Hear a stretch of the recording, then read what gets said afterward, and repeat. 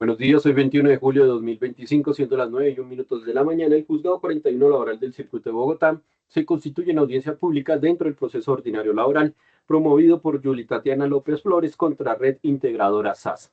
Liti radicada con el número 2021-390. El despacho autoriza que esta vista pública se haga a través de la plataforma Teams. Para ello, solicito a las partes se identifiquen con nombre completo, documento de identidad, dirección física, correo electrónico y teléfono de contacto.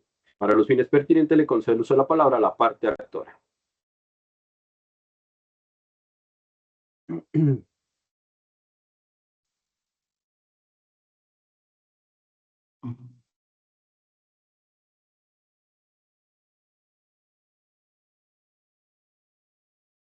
Apoderado parte actora, identifíquese, buenos días.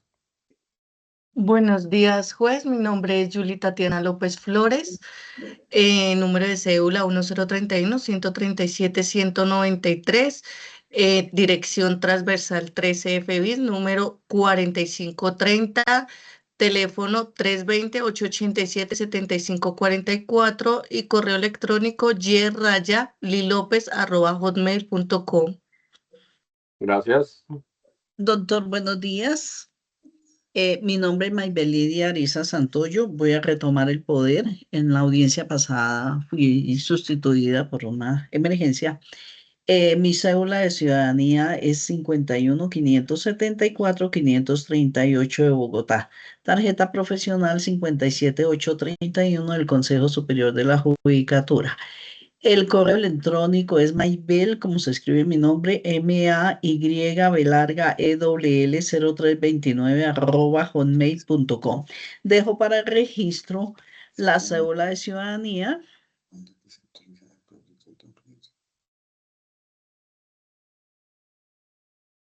la tarjeta profesional, el número telefónico 314-335-2432. Gracias, su señoría. Gracias, parte demandada, identifíquese, buenos días.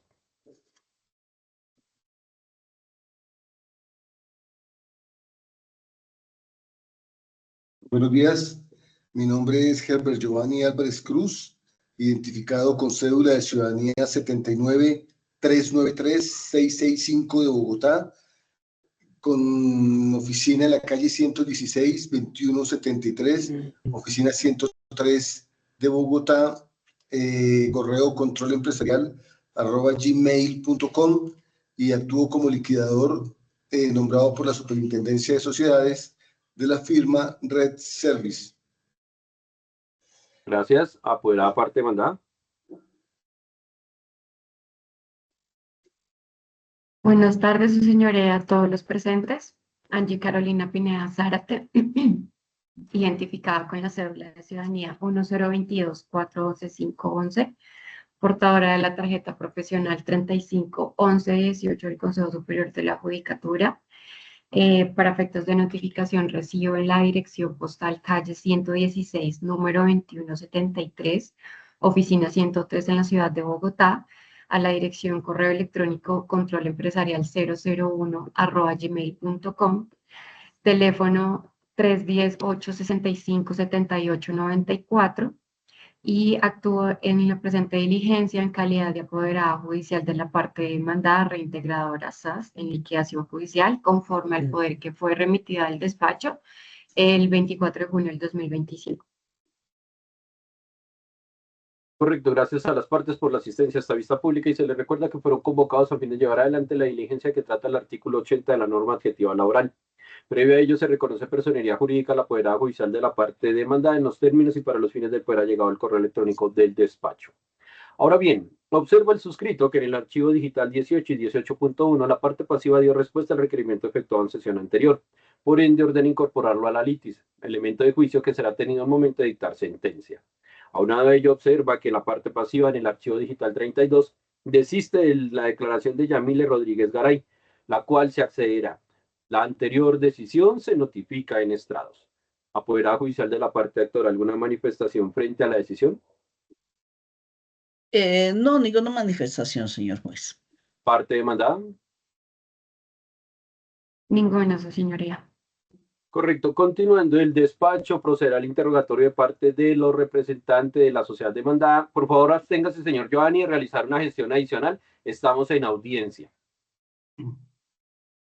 Iniciaremos con los interrogatorios de parte. Para ello le advierto a la demandante y a la parte demandada que a continuación absolverán dicha media prueba, para lo cual todo lo que indiquen se entenderá bajo la grave de juramento. La falta a la verdad eventualmente los puede llevar a estar inmersos en el delito de falso testimonio. ¿Comprendido? Comprendido. Sí, señor juez. Señora Julia. Sí, señor.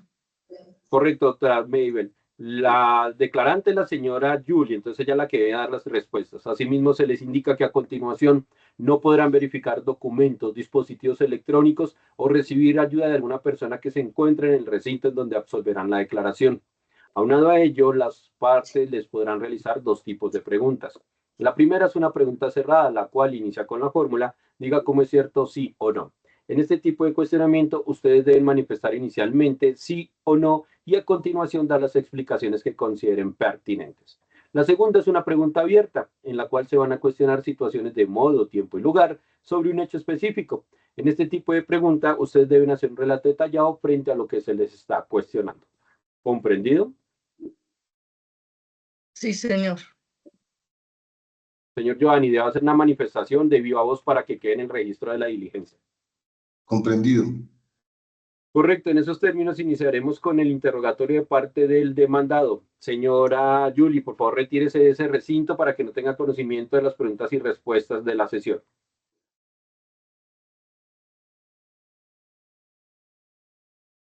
Señor doctora, le indico que debe estar bastante retirada para que no tenga conocimiento de las preguntas. Sí, Correcto, en esos doctor. términos le concedo el uso de la palabra a la poderada judicial de la parte actora para que inicie el interrogatorio de parte. Gracias, señor juez. Permítame un segundo.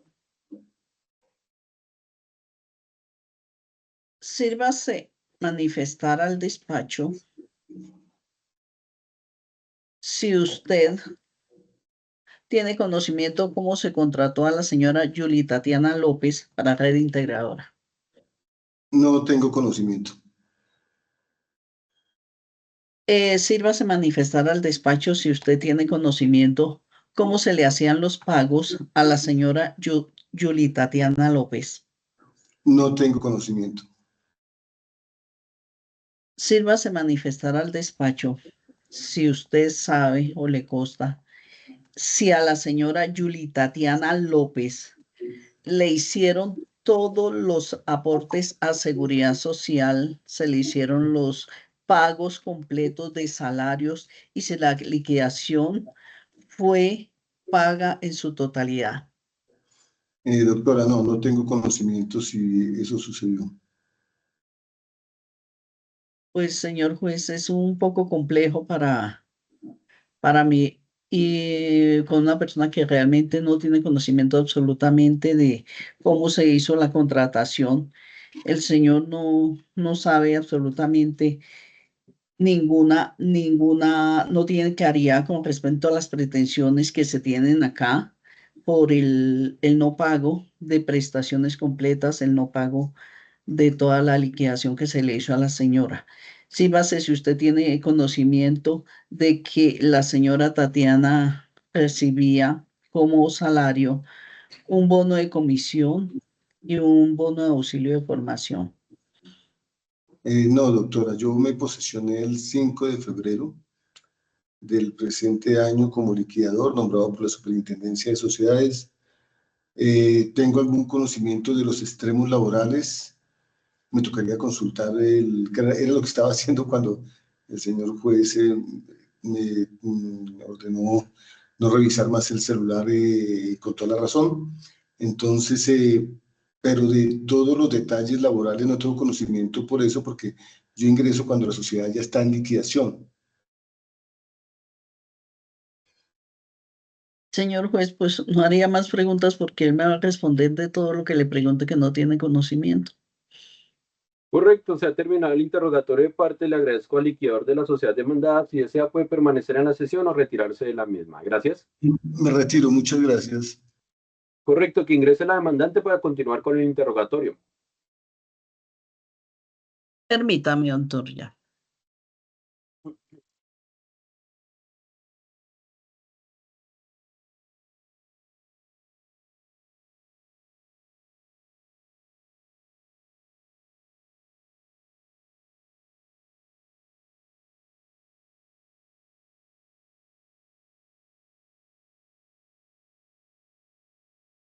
Correcto, señora Yuli, con la advertencia que se hizo en presencia, se iniciará el interrogatorio de parte, indicando que todo lo que manifieste se entenderá bajo la grave juramento. En esos términos le concede el uso de la palabra a la apoderada judicial de la parte pasiva para que inicie la prueba solicitada.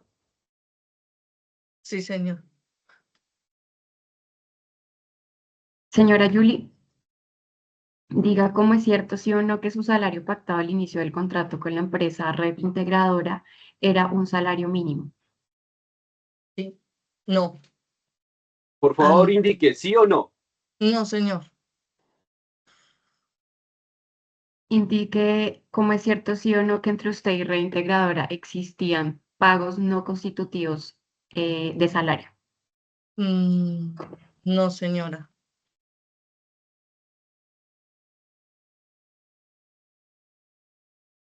Suscribió documento en donde aceptaba que se le iba a realizar pagos de 2 auxilios que no constituían salario ni prestaciones. No, señora.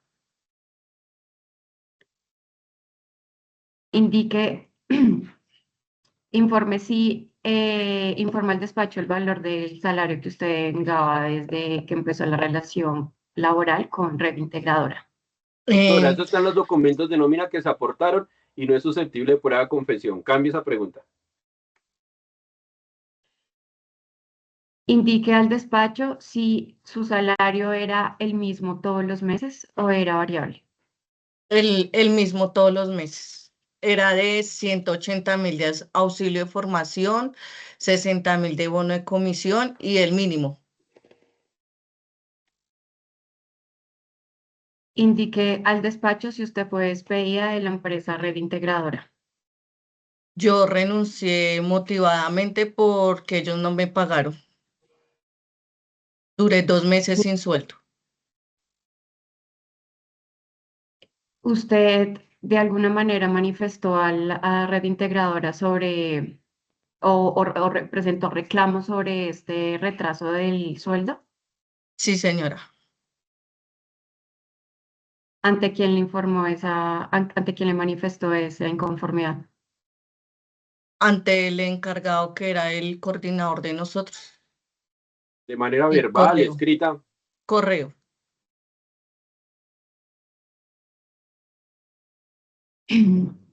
Informe si a la fecha se le siguen adeudando esos 2 valores salariales.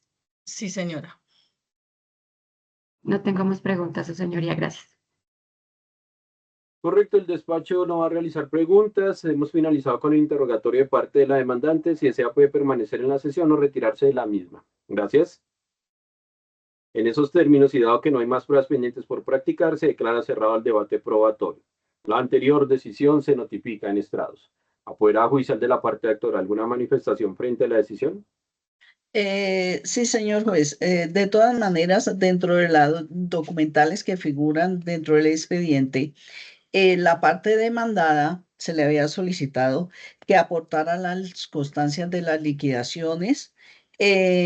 Realmente no observo dentro del expediente, o no sé si será que no lo vi, pero no ha llegado este requerimiento que se hizo con relación a esta constancia de la liquidación.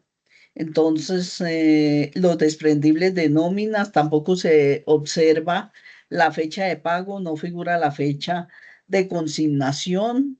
Esto es pues relevante, ya que mi poder dante renunció precisamente porque no se le había pagado, no se le había liquidado y le debían las 2 últimas nóminas. Entonces, para que se tenga en cuenta por el despacho y que pues esto es un indicio grave, como lo determina el Código Procesal del Trabajo. El Gracias, despacho su no accederá a señor. sus peticiones toda vez que, como se observa en sesión anterior, se ordenó solamente allegar los desprendibles de nómina, los cuales se aportaron a folios en el archivo 18 y 18.1 de manera completa. Por ende, no se puede hacer ningún tipo de indicio. Aunado a ello, cuando se le corrió traslado a la parte actora, la misma no presentó oposición a ella, al decreto que se encuentra en firme y no es susceptible de reabrir. Por último, frente a los documentos de pago que usted refiere, los mismos no fueron invocados en el decreto de pruebas. Por ende, no es viable acceder a los mismos en esta etapa procesal por ser los mismos extemporáneos. La anterior decisión se notifica en estrados.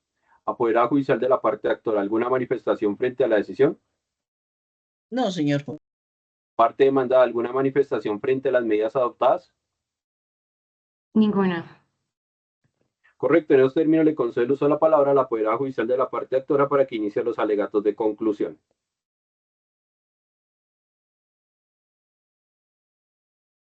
Ya, permítame, señor juez. Me permito presentar los alegatos de la siguiente manera. Como quedó demostrado dentro de las plenarias, la señora Yuli Tatiana López Flores fue contratada por la empresa Red Integradora, en el cual ella percibía un salario que además un salario mínimo, que además se incrementaba con unos pagos adicionales que le hacían, que era llamado bono de auxilio de formación. Dentro de las liquidaciones, que pues aún no se ha demostrado que realmente se le haya hecho la liquidación completa, porque aún tiene en entredicho esa liquidación. Además, los pagos que se le quedaron pendientes no se ha demostrado que se le hayan hecho tampoco. Ella nunca ha recibido una notificación por estos pagos. Entonces, le pido al despacho que tenga en cuenta también ello para el momento de dictar sentencia. La empresa, pues, siempre le manifestó también a mi cliente que estaba en reorganización y pues era una justificación realmente injustificada para no hacerle los pagos completos y no cumplir con los salarios y todos los derechos y haberes que tenía, para la redundancia, derecho Yuli Tatiana. Con relación a lo que establece el artículo 100 del Código Sustantivo del Trabajo, este exige que los salarios se paguen con puntualidad, al menos cada 15 días o mensualmente, cosa que no sucedió en este caso. Prohíbe la retención indebida de salarios sin el consentimiento del trabajador. En este evento tampoco el trabajador concedió que se le pudieran retener estos salarios. Estas disposiciones son de obligatorio cumplimiento y la situación financiera del empleador no constituye una excusa para que no se haga pago o se dé prioridad a estos créditos como son los laborales. En este caso, que incluye los salarios y las prestaciones que no se le pagaron en su totalidad. La Corte Suprema de Justicia, con sentencia SL, permítame un segundo, señor juez, que estoy leyendo acá, SL 5328 del 2019 ha establecido que los pagos laborales son derechos fundamentales que no pueden ser demorados por dificultades económicas del empleador. En este caso, la Corte enfatizó que el incumplimiento en el pago de salarios constituye una violación grave de las obligaciones laborales, lo que puede generar sanciones y responsabilidades para el empleador. Asimismo, el Tribunal Superior de Bogotá, Sala Laboral, en decisiones consistentes, ha reiterado que los procesos de reorganización no eximen al empleador de cumplir con sus obligaciones laborales, especialmente en lo que respecta a salarios y los aportes a seguridad social, que fue otro tema que a ella tampoco se le pagó, estos aportes a seguridad social. Por lo tanto, Reintegradora no puede justificar los atrasos en los pagos de salarios ni aportes a seguridad social y liquidarse con base en su proceso de reorganización. Estos incumplimientos constituyen una violación clara de los derechos laborales de la demandante. Entonces, en ese orden de ideas, señor juez, solicito que se acceda a las pretensiones de la demanda y se le pueda subsanar los derechos que tiene Yuli. En este caso, pues salió bastante perjudicada en el sentido de, pues duró 2 meses sin recibir salario, no se le pagaron las liquidaciones a tiempo. Solicito que se acceda a las pretensiones de la demanda. Agradezco. Muchas gracias, señor juez. Gracias. En esos términos le concedo el uso de la palabra a la apoderada judicial de la parte pasiva para que inicie los alegatos de conclusión.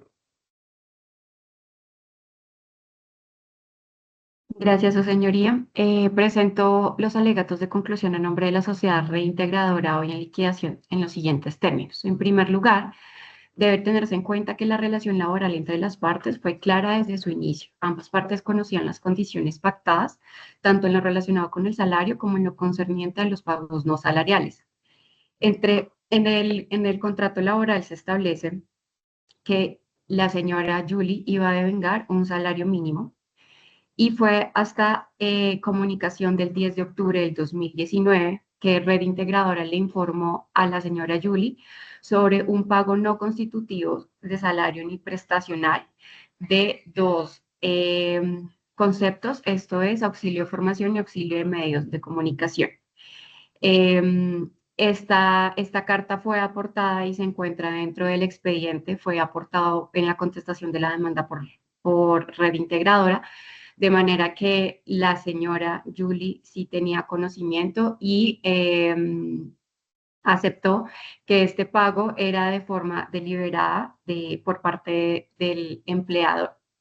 En sentencia SL 4314 del 2020, la Corte Suprema de Justicia manifestó que la regla general consiste en que todo lo que recibe un trabajador por el desempeño de su actividad es salario, a menos que le sea suministrado para cumplir a cabalidad sus funciones, se trate de prestaciones sociales o de pagos ocasionales y por mera liberalidad del empleador. De igual forma, que es permitido el acuerdo de las partes para excluir de la liquidación de prestaciones algunos pagos que, pudiendo ser salario, no se involucran como tales, eventualidad para la que debe imperar la claridad, precisión y detalle.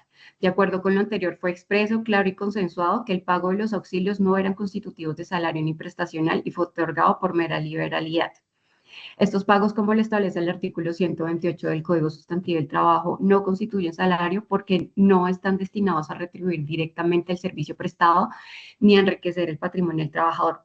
Por tanto, no pueden ser considerados como base para prestaciones sociales o aportes. La habitualidad con la que se hicieron estos pagos no le cambia su naturaleza. La jurisprudencia ha sido clara en que la reiteración de un pago no convierte en salarial aquello que no retribuye al trabajo. Adicionalmente, en este proceso no se aporta prueba alguna que permita concluir que estos auxilios pagados por mera liberalidad hayan perdido su connotación jurídica y que realmente correspondan a una prestación personal del servicio. Por ello, debe mantenerse estos dos auxilios en la categoría de pagos no constitutivos de salario.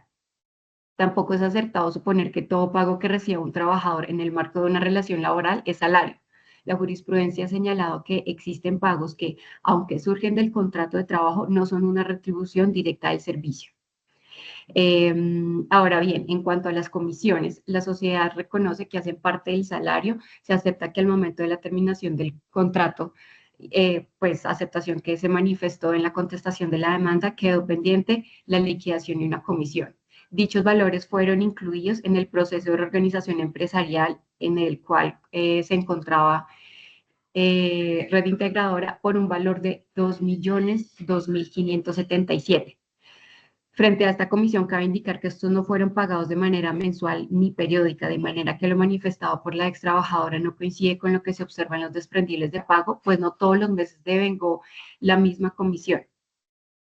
Esta cifra fue reconocida dentro del proceso concursal, situación jurídica que es de suma importancia porque es necesario que se tenga presente que el incumplimiento y el retardo en algunas acreencias laborales obedece a una situación que estaba presentando en ese entonces la sociedad. Ello se refleja en el auto de la Superintendencia de Sociedades del 3 de septiembre del 2021, mediante el cual la sociedad fue admitida a un proceso de reorganización. En el mismo auto se observa que el 24 de marzo del 2021, es decir, solo 2 meses después de la finalización del contrato del trabajo de la ex trabajadora y Red Integradora, en reunión de asamblea de accionistas, el máximo órgano autorizó al representante legal que presentara solicitud de reorganización ante la Superintendencia de Sociedades. Esto demuestra que la causa del incumplimiento como empleador no fue deliberado ni arbitrario, sino consecuencia de una crisis financiera real y comprobable que estaba pasando en la sociedad, situación que exime a red integradora de responsabilidad subjetiva en el incumplimiento oportuno de sus obligaciones. Esta situación demuestra que los incumplimientos no obedecieron a la voluntad de la empresa, sino a una situación objetiva y crítica de orden económico. Ahora bien, dicho lo anterior, es totalmente improcedente que se afirme sobre la existencia de un despido sin justa causa. El artículo 7 del decreto 2351 de 1965 exige que haya lugar que para que haya lugar a una indemnización debe existir un incumplimiento sistemático sin razones válidas por parte del empleador. Y en este caso, la razón es clara. La empresa enfrentaba una grave crisis económica. Tampoco procede la sanción moratoria del artículo 65 del Código Sustantivo del Trabajo, ni del artículo 99 de la Ley 50 de 1990, como lo pretende la demandante. Estas indemnizaciones no operan de manera automática. Su reconocimiento requiere que se demuestre mala fe por parte del empleador. En sentencia 3541-4 de 21 de abril del 2009, se señaló puntualmente lo siguiente frente a la imposibilidad de aplicación automática de las referidas sanciones moratorias. La aplicación de la indemnización moratoria para cualquiera de los dos eventos que ocupan la atención a la sala no es automática ni inexonerable y por ende en cada asunto a juzgar, el sentenciador debe analizar si la conducta remisa del empleador estuvo o no justificada con argumentos que pese a no resultar viables o jurídicamente acertados, sí pueden considerarse atendibles y justificables en la medida que razonablemente lo hubiese llevado al convencimiento de que nada deudaba por salarios o derechos sociales, lo cual de acreditarse conlleva ubicar el actuar del obligado en el terreno de la buena fe. En este caso, no procedería la sanción prevista en los preceptos legales referidos. Cierro comillas. Así las cosas, cuando el empleador actúa con base en una creencia razonable de no deber o cuando demuestra haber actuado con buena fe, no hay lugar a dicha sanción. Y eso es justamente lo que ha ocurrido aquí. La empresa Red Integradora actuó con transparencia, calculó la seguridad social, salarios y liquidación conforme a los valores que entre la relación laboral fueron pactados de manera voluntaria y escrita, cuya finalidad del pago de los auxilios no constitutivos de salarios fue clara, siendo improcedente pensar en una supuesta reliquidación de acreencias. Adicionalmente, la sociedad reconoció la obligación que adeuda y la incluyó dentro del proceso concursal. Todo esto demuestra la buena fe con la que ha actuado la sociedad demandada. La Corte manifestó en sentencia del 23 de junio de 1958 lo siguiente: esa buena fe que la jurisprudencia ha encontrado en el artículo 65 del Código Sustantivo del Trabajo y que le ha servido, si se halla suficientemente probada, para exonerar al empleador del pago de la indemnización moratoria cuando se le encuentra judicialmente responsable de la falta de pago de salarios y prestaciones a la terminación del contrato, es la creencia razonable de no deber, pero no es una creencia cualquiera, sino una debidamente fundada, pues aunque igualmente se ha admitido que corresponde a la que se ha dado en denominar buena fe simple, que se diferencia de la buena fe exenta de culpa o cualificada, debe entenderse con todo que es aquella que debe definir como la conciencia de haber obrado legítimamente y con ánimo de exento de fraude. En este caso, la empresa creyó razonablemente que no adeudaba ciertos conceptos por tratarse de pagos no salariales y reconoció aquellos que sí correspondían, como la comisión de la liquidación, que ha admitido que se le adeuda por un valor de 2.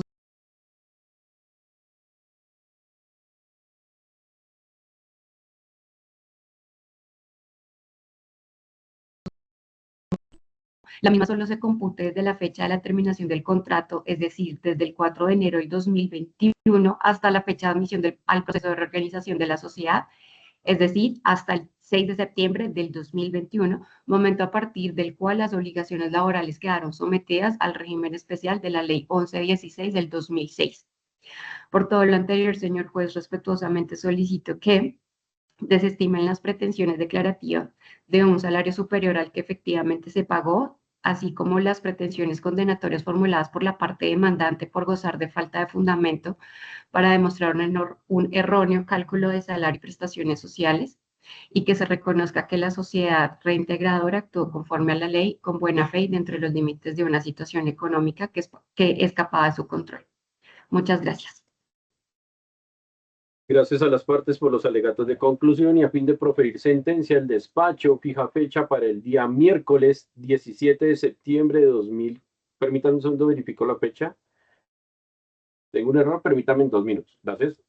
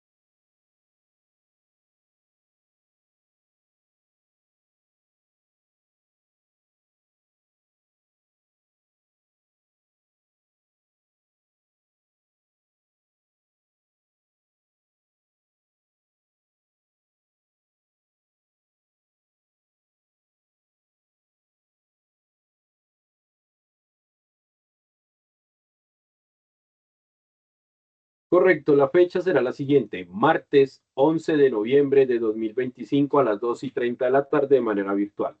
La anterior decisión se notifica en estrados. ¿Apoderada judicial de la parte actora alguna manifestación frente a la decisión? Señor juez, el 11 de noviembre, ¿a qué horas? Perdóneme. 2:15 de la tarde, doctora. Permítame un segundo, miro la agenda porque yo tengo audiencias programadas. Permítame un segundo, doctor.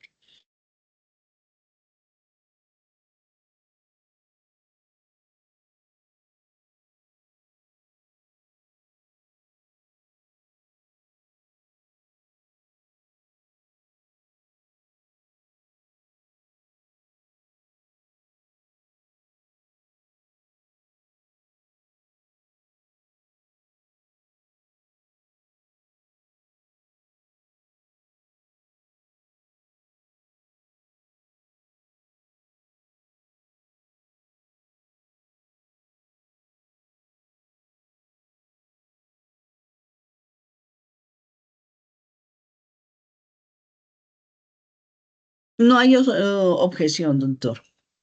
Parte demandada. No, señor, ninguna. Correcto, así las cosas, y dado que se agotó el objeto de esta vista pública, se da por finalizada, siendo las 9:35 de la mañana. No sin antes agradecer la asistencia a los sujetos procesales y deseándoles un buen día. Hasta luego. Feliz día, doctor.